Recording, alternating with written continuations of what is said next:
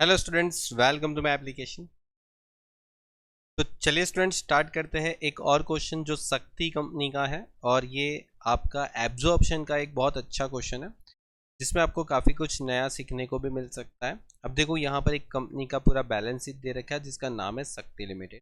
अभी यहाँ पर आपको क्या करना है, देखो जो शिव लिमिटेड है वो एब्जॉर्ब कर रहा है शक्ति लिमिटेड को फॉलोइंग कंडीशन। और यहाँ पर देखो लिखा है take over all asset except investment and stock. आपको यहाँ पर जितनी भी एसेट है वो सब कुछ बेच देनी है, ठीक है, बस सिर्फ इन्वेस्टमेंट और स्टॉक को छोड़ के। और गुडविल तो मैंने आपको बोला ही था कि गुडविल तो हम वैसे भी कंसीडर नहीं करते। ओके, अगर क्वेश्चन में नई गुडविल दे रखी है तो ठीक है, वरना तो नहीं लेते। Take over all liability except bills payable. अब बिल्स पेएबल को छोड़ के बाकी सब लायबिलिटी को ले लेना। ये बिल्स पेएबल को छोड़ के बाकी सभी लायबिलिटी ले लेंगे।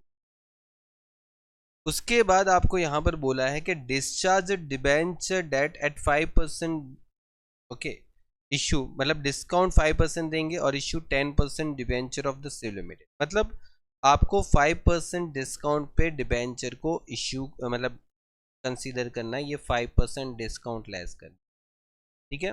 चलिए, फिर उसके बाद यहाँ पर बोला कि equity share holder of the Shakti limited allot 12 equity share of the Shiv limited and ₹10 premium ₹2 for every share. Okay, फिर ये बाद में करेंगे, अभी जाने दो। Value of fix asset 50% more than its book value. ये बहुत इंपॉर्टेंट है। अब फिक्स एसेट की वैल्यू 50% बुक वैल्यू से ज़्यादा कंसीडर करोगे, मतलब ये फिक्स एसेट की जो भी वैल्यू है, ठीक है, ये फिक्स एसेट की जो भी वैल्यू है वो 50% ज़्यादा कंसीडर, ठीक है। चलिए, ये भी हो गया।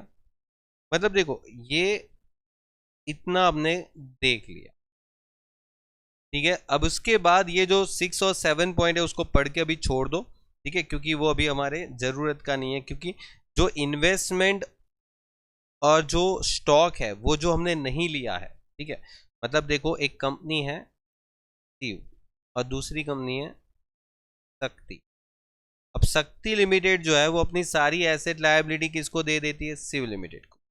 तो जो कुछ शक्ति के पास रह गया, ठीक है, अब शक्ति के पास क्या रह गया? इन्वेस्टमेंट, फिर स्टॉक और फिर बिल्स पेएबल।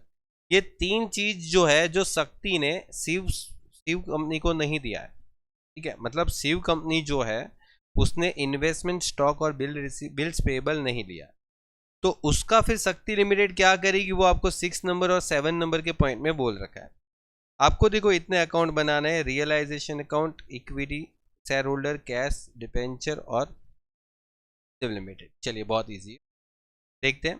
देखो, सबसे पहला काम आपको ये करना है कि इसकी नेट एसेट फाइंड आउट कर लो, ठीक है। क्योंकि करनी जरूरी है या नहीं जरूरी है, पहले मुझे ये बताओ। क्या आपको क्वेश्चन में कहीं पर भी न्यू कंपनी की बुक्स में आपको अकाउंट्स बनाना है?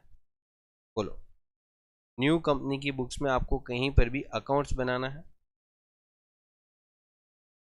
ठीक है, देखो नहीं बनाना है। न्यू कंपनी की बुक्स में आपको कुछ भी नहीं करना है। तो आप नेट एसेट नहीं फाइंड करो तो चलेगा कि नहीं चलेगा?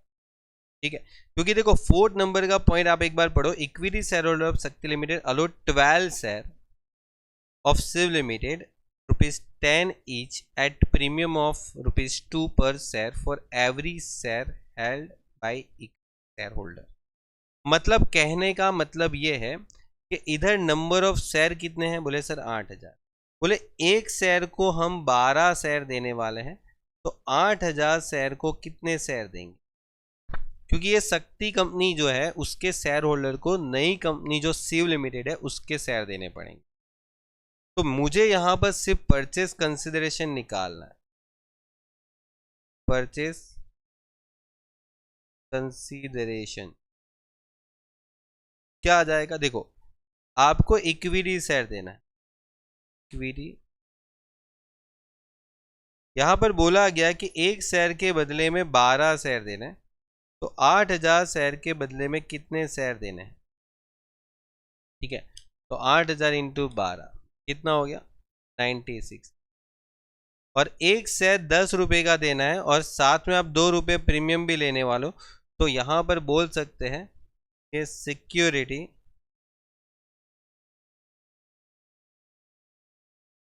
प्रीमियम 96,000 इंटू 2, 96,000 इंटू 2 कितना आ रहा है? 9,60,000 का आपका कैपिटल, 96,000 इंटू 2 192। ये अगर आप टोटल कर लो तो 11,52,000 आपका फाइनल आंसर आ, देख लो। ठीक है, क्या बाकी का कैश वैश कुछ दिया? ऐसा बोला बैलेंस अमाउंट इन कैश, ऐसा कुछ भी नहीं बोला। और ऐसा कुछ भी नहीं बोला तो फिर आपको भी कुछ करने की जरूरत नहीं। ठीक है, क्वेश्चन में कुछ भी नहीं बोला बैलेंस अमाउंट इन। और देखो मैं तो बोलता हूँ कि न्यू कंपनी की बुक्स में आपको कुछ भी नहीं पूछा है ना, कुछ भी नहीं पूछा न्यू कंपनी की बुक में, तो आप नेट एसेट की कैलकुलेशन क्यों करोगे? नेट एसेट की कैलकुलेशन तभी करो जब आपको ऐसे फोर्थ पॉइंट के अंदर लिखा हो कि बैलेंस अमाउंट आपको कैश में देना, तो बैलेंस अमाउंट कितना फिर देना है, तो उसके लिए आपको नेट एसेट की जरूरत पड़ती है कि आपने अभी तक जो पैसे दिए, कितने दिए? 11 लाख, मतलब 11,52,000, और समझो आपकी नेट एसेट आ गई 15 लाख, तो 15 लाख में से ये जो डिफरेंस आया वो बाकी का जो अमाउंट है वो कैश में दे दिया हो, समझ रहे हो? तो उस टाइम पे आपको जरूरत पड़ती है। यहाँ पर तो पूरा कैश मतलब जो भी कंसिडरेशन है वो पूरा दे दिया है, तो आप जो यहाँ पर जो एडजस्टमेंट है, ठीक है, कि all assets take over by the new company except the investment stock, उसका आप नेट एसेट कंसिडर करने में कोई मतलब टाइम वेस्ट मत करो। देखो मैं आपको ये चाहता हूँ कि आप एग्जाम में टाइम भी बचाओ, ठीक है, और इस पर्पज से मैं आपको सॉल्यूशन करवाता हूँ। ठीक है, आप करना हो तो कर सकते हो, कोई बात नहीं, मैं आपको लास्ट में बता भी दूंगा कि नेट एसेट कैसे फाइंड करनी है यहाँ पर। चलिए, अभी एक काम करना है, अभी एक काम ये करना है कि यहाँ से सभी एसेट को लेके आपको ट्रांसफर कर देना है उसके अकाउंट्स में। कौन से? Realisation account. ठीक है, तो देखो ये सारी की सारी एसेट दिख रही है आपको यहाँ पर, 1 2 3 4 5 6 7, और ये कैश को तो कैश अकाउंट में लिख, ये सब कुछ आप कहाँ पर ट्रांसफर कर दो? रियलाइजेशन। देखो सबसे पहला रियलाइजेशन में क्या था? Land building. Okay, land building कितना है? 4 लाख। फिर उसके बाद आपके पास है फर्नीचर। कितना फर्नीचर है आपके पास? 1 लाख। फिर आपके पास है मशीनरी। कितना मशीनरी है? 3 लाख का। ओके, फिर उसके बाद है गुडविल आपके पास। देखो जो भी आपके पास है वो यहाँ पर लिखते जाओ। ओके, उसके बाद है इन्वेस्टमेंट जो कि 40,000 का।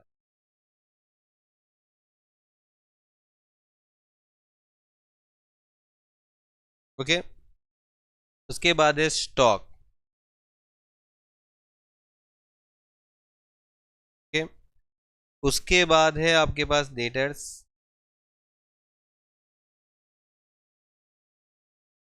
और कैश जो है वो 80,000 आपको कैश अकाउंट में लिखना है यहाँ पर। टू बैलेंस ब्रॉट डाउन, क्योंकि आपको बोला है कैश का अकाउंट बनाना है, और ये जो कैश है वो भी हमें नई कंपनी को ही दे देना है, तो यहाँ पर लिख देंगे बाय रियलाइजेशन। ये रियलाइजेशन अकाउंट में ही चला जाएगा और वापस यहाँ से कैश ट्रांसफर हो जाएगा इधर, क्योंकि हम न्यू कंपनी को ही ये कैश दे रहे हैं, तो यहाँ पर आ जाएगा टू कैश। हो गया। चलिए, उसके बाद एसेट के बाद अभी यहाँ पर आ जाते हैं कि हमने जो भी लायबिलिटी की बात बोली थी, 1 2 3 4, ये सारी लायबिलिटी, सारी की सारी लायबिलिटी आप कहाँ पर ट्रांसफर कर दोगे? रियलाइजेशन के क्रेडिट साइड। तो चलिए रियलाइजेशन के क्रेडिट साइड आ जाओ और सारी की सारी लायबिलिटी ट्रांसफर कर दो। लेकिन देखो डिबेंचर का इन्होंने अकाउंट बनाने का बोला है, तो मैं डिबेंचर को डिबेंचर के अकाउंट में ट्रांसफर कर देता हूँ यहाँ पर, बैलेंस ब्रॉट डाउन। ठीक है, कितना बैलेंस है? 3 लाख। और इसको मैं यहां पर से ट्रांसफर कर दूंगा रियलाइजेशन।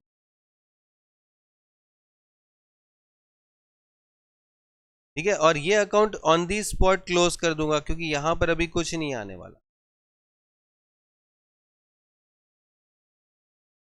ओके, और ये यहाँ पर चला जाएगा 3 लाख।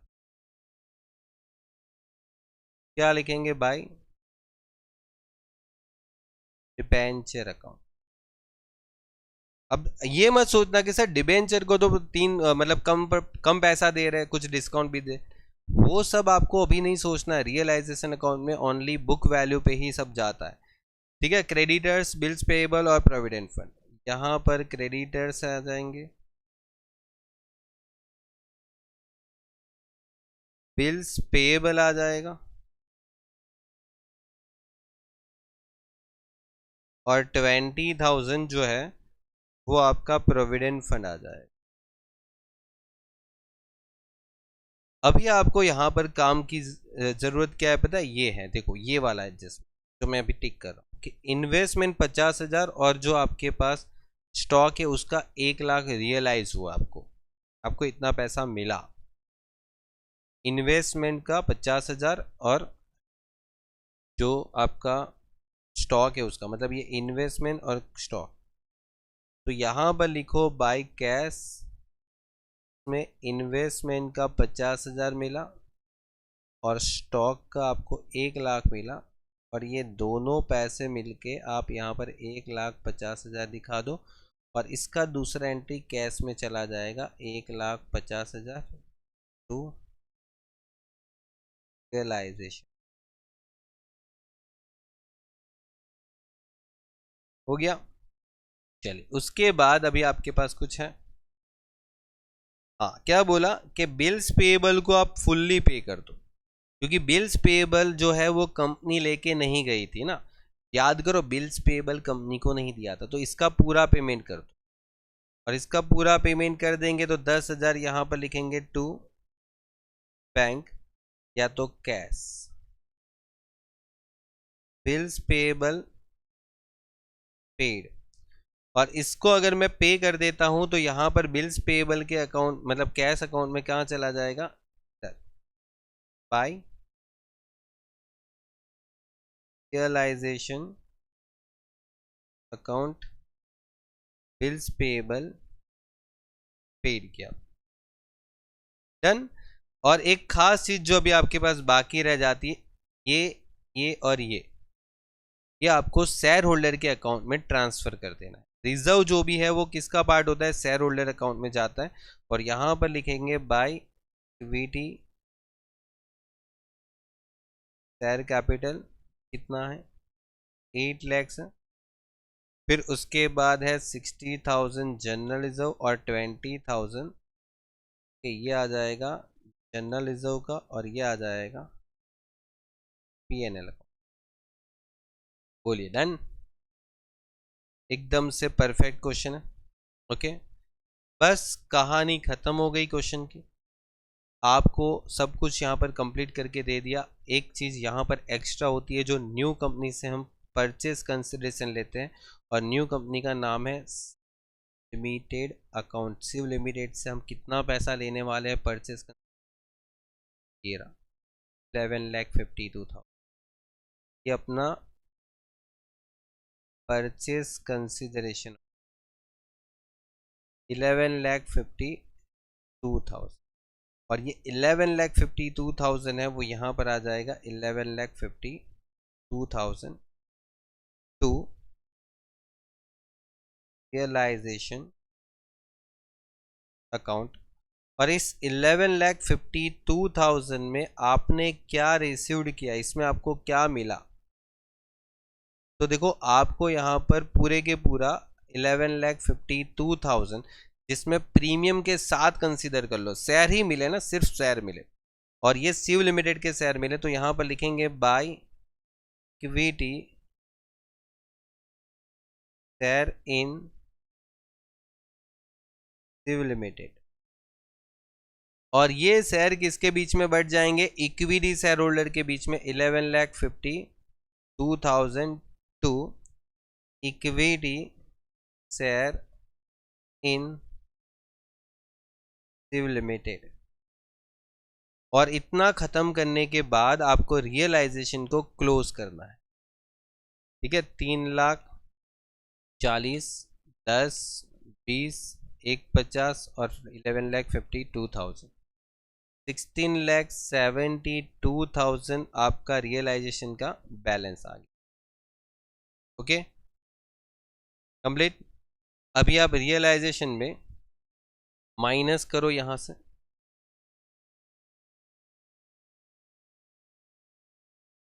4 lakhs, 1 lakhs, 3 lakhs, फिर 50,000, 40,000, 120, 160, 80,000 और 10,000, कितना आ रहा है? 4,12,000। और ये आ गया टू शेयर होल्डर अकाउंट के। कौन सा share holder? Equity share holder है ही, एक ही शेयर होल्डर है तो एक ही शेयर होल्डर के अकाउंट में जाएगा। 4,12,000 यहाँ पर चले गए, और फिर ये 8 lakhs, फिर 60,000, 20,000, 4,12,000, ये 12,92,000, 12,92,000। और इधर जो भी डिफरेंस आ रहा है ना 1,40,000 का, वो आप कैश पेमेंट कर दो। देखो यहाँ पर आपके पास 80,000 में 150, मतलब कि 2,30,000, और ये 2,30,000, उसमें 80,000 और 10,000 माइनस करें ना तो 1,40,000 बचता है। और ये एग्जैक्टली यहाँ पर जाएगा, ये देखो, ये लिखेंगे by equity share holder account, और यहाँ पर लिखेंगे टू कैश अकाउंट, और ये आपका टैली हो गया। देख लो खत्म। देखो क्वेश्चन में कुछ भी नहीं था। हाँ अभी क्वेश्चन में अगर आपकी इच्छा हो रही है कि सर मुझे तो नेट एसेट निकालना है बाकी के एडजस्टमेंट के हिसाब से, तो निकाल सकते हो, मैं वो भी चलो बता देता हूँ आपको। मैं ऐसा नहीं है कि आधा अधूरा सिखाने वाला हूँ। देखो ये सारी टोटल एसेट लेने वाले, तो देखो टोटल कर लो 4 लाख, 1 लाख और 3 लाख, ठीक है। यहाँ पर मैं नेट एसेट भी निकाल देता हूँ। चलो नेट एसेट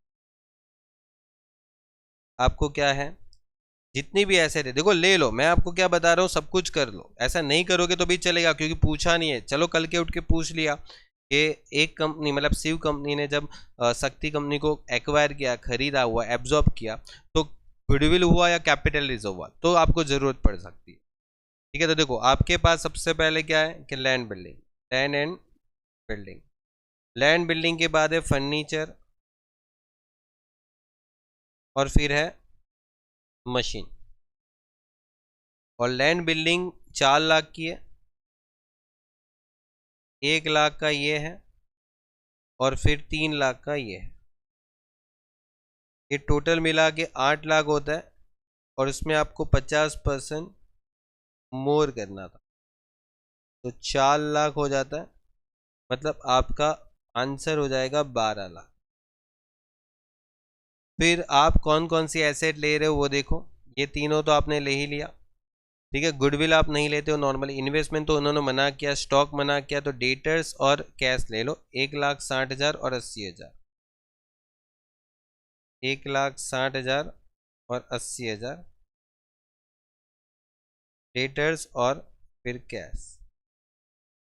चलो 12 लाख, 1,60 और फिर 80, मतलब 14,40,000 आपका आंसर आया। अब उधर से लायबिलिटी लेस करो। इसमें आप डिबेंचर जो है ना, मतलब न्यू कंपनी जो डिबेंचर है उसको कितने में ले रही है। अब ये देखो 5% कम पे दे रही है, तो 3 लाख का 5% कम करके मतलब लो तो 285। और क्रेडिटर्स और प्रोविडेंट फंड ले लो 40,000 और 20,000, ठीक है। क्रेडिटर्स और प्रोविडेंट फंड ले लो,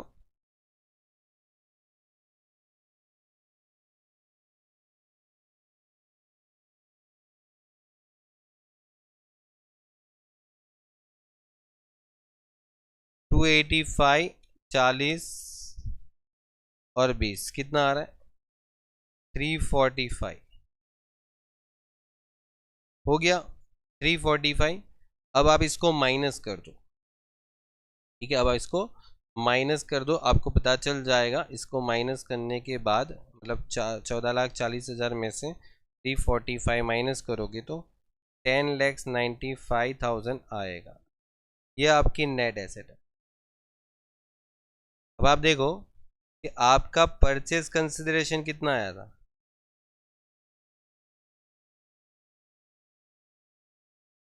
परचेज कंसिडरेशन आया था 11,52,000। 11,52,000 का परचेज कंसिडरेशन आया था और 10,95,000 का क्या हुआ आपका नेट एसेट हुआ। तो 11,52,000 माइनस करें तो 57,000 जो है वो आपका कैपिटल रिजर्व आ जाएगा या गुडविल आएगी, बताओ मेरे को। आपने नेट एसेट से ज़्यादा पैसा दिया ना, आपने नेट एसेट से ज़्यादा पैसा दिया। यस बिल्कुल, नेट एसेट से आपने ज़्यादा पैसा दिया, तो नेट एसेट से ज़्यादा पैसा दिया तो आपकी गुडविल आ जाएगी। ठीक है, ये आपकी गुडविल आ जाएगी। मतलब ये गुडविल कौन से कंपनी के लिए रहेगी, जो कंपनी एक्वायर करती है, शिव लिमिटेड। शिव लिमिटेड का जब बैलेंस शीट बनाओगे एक्विजिशन के बाद, तब ये गुडविल दिखाई जाती है। ओके, और शिव लिमिटेड जब भी अपनी बैलेंस शीट के अंदर अपने ये सब एसेट जो एक्वायर किया वो जब दिखाएगी तो 50% ज़्यादा वैल्यू पे दिखाएगी, क्योंकि यहाँ पर बोला है। देखो इसकी ज़रूरत नहीं थी। अगर आपको क्वेश्चन में पूछा है कि गुडविल की कैलकुलेशन भी बता दो, ठीक है, आपको बोलते हैं कभी कभी, तो ये बता सकते, अदरवाइज तो चलेगा। आप इसके बिना भी देखो, मैंने पूरा क्वेश्चन गिन ही लिया था।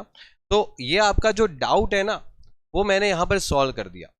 क्योंकि देखो मेन चीज़ क्या होता है, आपको ये पता होना चाहिए कि एग्जाम में कहाँ टाइम बच रहा है। अगर आप हर चीज़ को सॉल्व कर रहे हो, ठीक है, तो वेल एंड गुड है, लेकिन आपको एग्जाम में पहले जो पूछा है उसको सॉल्व करो, क्योंकि मार्क्स उसके मिलेंगे ना। अब देखो ये सब चीज़ की ज़रूरत भी नहीं थी, ठीक है। अगर आप करते हो तो मेरे ख्याल से कुछ 10-15 मिनट इसके पीछे वेस्ट भी करोगे। तो सही नॉलेज होना बहुत ज़रूरी है। देखो सॉल्यूशन हर कोई कर लेगा, smart work is important in exam.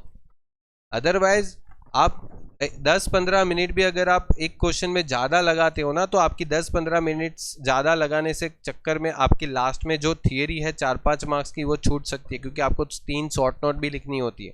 3 short note लिखोगे तो छूट जाएगी, 1 शॉर्ट नोट 2 शॉर्ट नोट छूट सकती है, और वहाँ पर मार्क्स आपके कंट्रीब्यूट हो जाते हैं। ओके चलिए, तो गुड बाय, टेक केयर, मिलते हैं नेक्स्ट लेक्चर में।